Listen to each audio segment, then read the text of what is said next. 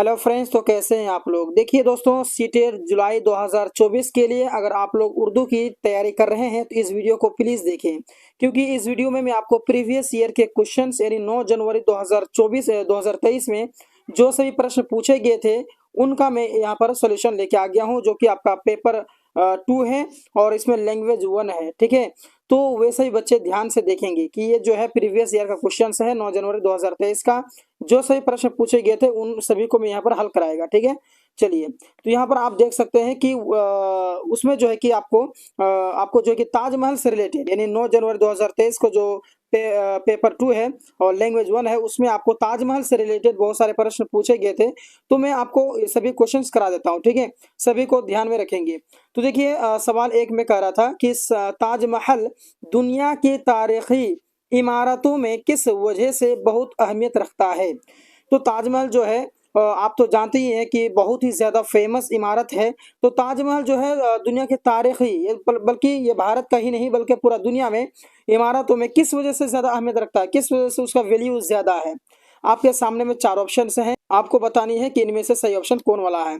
तो यहाँ पर देखिए कह रहा है 1 नंबर में कि अपनी खूबसूरती और तर्ज तामीर की दिलकशी की वजह से, यानी वो जो ये इमारत है बहुत ज़्यादा खूबसूरत है इस वजह से, या फिर संगमरमर से बनी इमारत होने की वजह से कि उसमें जो कि संगमरमर लगा हुआ है इसीलिए वो उसका अहमियत ज़्यादा है, या फिर ये बहुत बुलंदी पर बने होने की वजह से मशहूर है, या फिर ये अपनी बेमिसाल खूबसूरती की वजह से मशहूर है।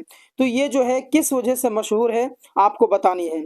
तो दोस्तों, ये जो है आपको अपनी खूबसूरती और तर्ज तामीर की दिलकशी की वजह से जो कि ये बहुत ही ज़्यादा फेमस है, इसीलिए इसका ऑप्शन नंबर 1 बिल्कुल राइट होगा, बाकी तीनों गलत होगा। इसीलिए इसका ऑप्शन नंबर 1 में आप लोग टिक लगाएंगे। ठीक है, चलिए, प्रश्न नंबर 2 में क्या करा है कि ताजमहल का शुमार किस में होता है, यानी ताजमहल जो है उसका शुमार किस में होता है। दुनिया के 7 अजायबात में शुमार होता है, या फिर दुनिया की नादिर इमारतों में होता है, या फिर दुनिया की बेशकीमती इमारतों में होता है, या फिर दुनिया की मशहूर इमारतों में होता है। तो देखिए दोस्तों, इस सवाल का जवाब तो आपको पहले से ही पता होगा कि ताजमहल जो है वो दुनिया के 7 अजाइबात में शुमार होता है। उनका दुनिया का जो है वो 7वां अजूबा माना जाता है ताजमहल को। प्रश्न नंबर 3 में कह रहा है ताजमहल किस मुगल बादशाह ने बनवाया था, यानी ताजमहल को किसने बनवाया था। तो आपके सामने ऑप्शन है कि अकबर ने बनवाया था, या फिर जहांगीर ने, या फिर शाहजहां ने, या फिर आपका जो है कि हुमायूं ने। तो किसने बनवाया था दोस्तों। तो इसका जो सही आंसर है वो आपका हो जाएगा ऑप्शन नंबर 3 यानी शाहजहां ने। ठीक है, शाहजहां ने जो है बनवाया था। चलिए, अब नेक्स्ट सवाल की ओर हम लोग बढ़ते हैं। नेक्स्ट सवाल कर रहा है प्रश्न नंबर 4 में ताजमहल इमारत कौन से संगमरमर से बनाई गई है, यानी ताजमहल जो है उसमें कौन सा संगमरमर लगा हुआ है। आगरा के लाल पत्थरों से, या फिर जयपुरी संगमरमर से, या फिर ये सफेद संगमरमर से, या फिर ईरानी पत्थर से। तो देखिए, जो ताजमहल इमारत में जो संगमरमर जो बनाई गई है वो आपका इसका ऑप्शन नंबर आपका 2 बिल्कुल राइट होगा, यानी जयपुरी संगमरमर। क्या लगा, कौन सा संगमरमर है, तो जयपुरी संगमरमर लगा हुआ है इसमें। ठीक है, चलिए जी, अब नेक्स्ट प्रश्न है कि ताजमहल के चबूतरे के चारों कोनों पर क्या है, यानी ताजमहल जो है उनके जो चबूतरा हैं उनके चारों कोनों पर क्या है। उसके कोनों पर जो कि बुलंद और नाजुक मीनार हैं, या फिर गोल गुंबद हैं, या फिर जो है कि आपका छोटी मीनारें हैं, या फिर चारों कोनों पर खंभे हैं। क्या है उसको आपको बतानी है। तो देखिए दोस्तों, इसका सही आंसर हो जाएगा ऑप्शन नंबर 1 बिल्कुल राइट, यानी इसके चबूतरे के चारों कोनों पर जो है ना बुलंद और नाजुक मीनारें हैं। क्या है, बुलंद और नाजुक इमारतें हैं। इसका 1 नंबर सही हो जाएगा। अब नेक्स्ट प्रश्न की ओर हम लोग बढ़ते हैं। नेक्स्ट प्रश्न कर रहा है कि ताजमहल की सह मंजिला फाटक की बुलंदी कितने फीट है। ताजमहल की जो सह मंजिला है वो फाटक की बुलंदी कितने फीट की है, 40 फीट की, या फिर जो है कि बहुत ही ज़्यादा है, बुलंदी बहुत ज़्यादा है, या फिर फाटक की बुलंदी 50 फीट है, या फिर फाटक की बुलंदी 70 फीट है।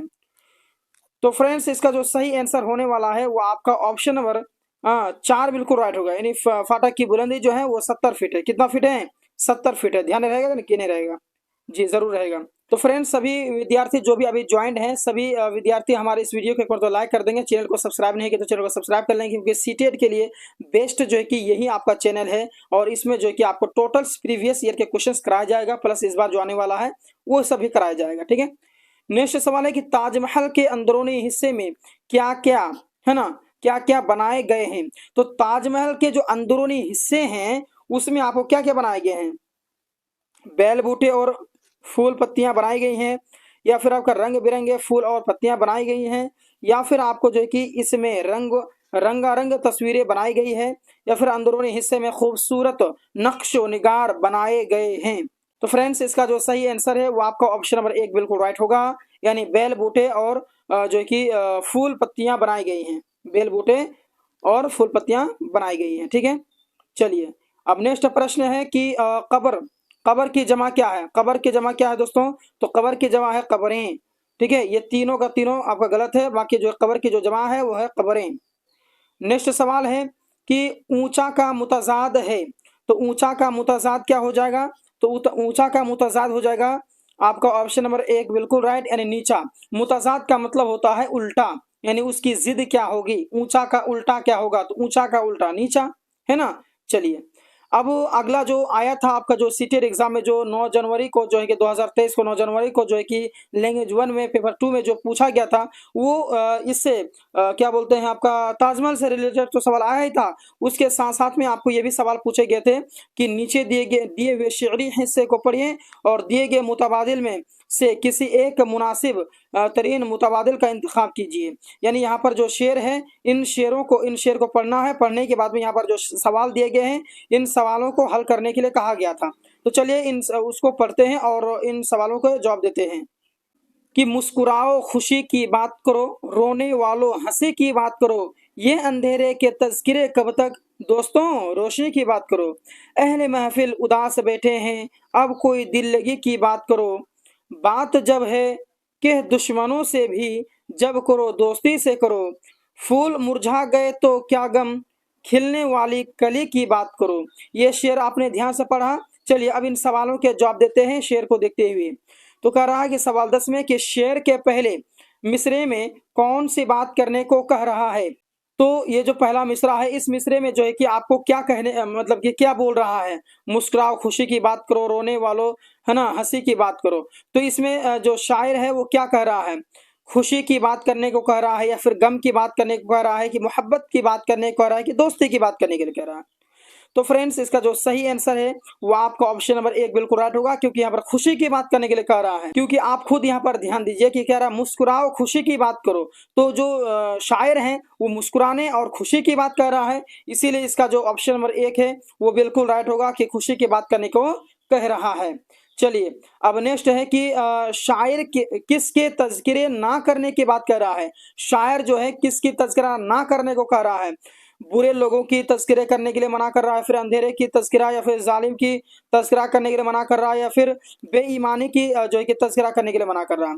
तो जाहिर सी बात है इसमें जो मना कर रहा है वो तो बुरे लोगों की तज़किरा करने के लिए मना कर रहा है ना। आपने अगर शायर को ध्यान से पढ़ा है तो आप लोग अभी पढ़ सकते हैं, देखिए है ना, जब करो दोस्ती की बात करो, आपको दिल लगी की बात करो, है ना, दोस्तों रोशनी की बात करो, है ना। तो ये सभी जो चीज है वो बुरे लोगों की बात करने के लिए मना कर रहा है कि नहीं। तो इसका ऑप्शन नंबर जो है कि 1 बिल्कुल राइट होगा।